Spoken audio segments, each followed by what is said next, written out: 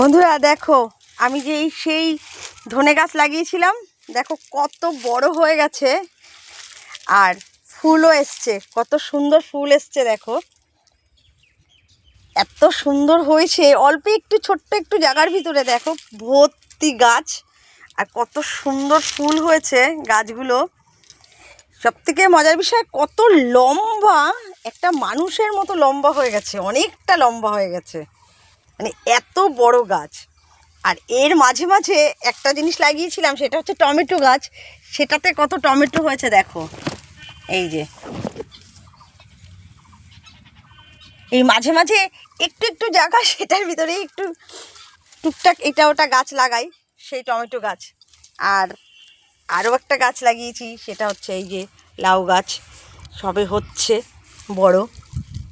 মানে আমার তো আর বাড়িতে জায়গা নেই, ছোট্ট একটু জায়গা, এই এটুকুর ভিতরে মাঝে মাঝে একটু ছোট ছোট অল্প অল্প করে গাছ লাগাই, এটা হচ্ছে ব্যাপার। আর এই দেখো টমেটো গাছটা ভরে টমেটো হয়েছে। ও পাশটা যেতে পারছি না, এই পাশটা একটু লাঠি দেওয়া আছে তাই। এই যে দেখো, তোমাদের সাথে তো সব কিছুই শেয়ার করি, তাই ভাবলাম এটাও শেয়ার করি, যে গাছটায় কি সুন্দর ফুল হয়েছে।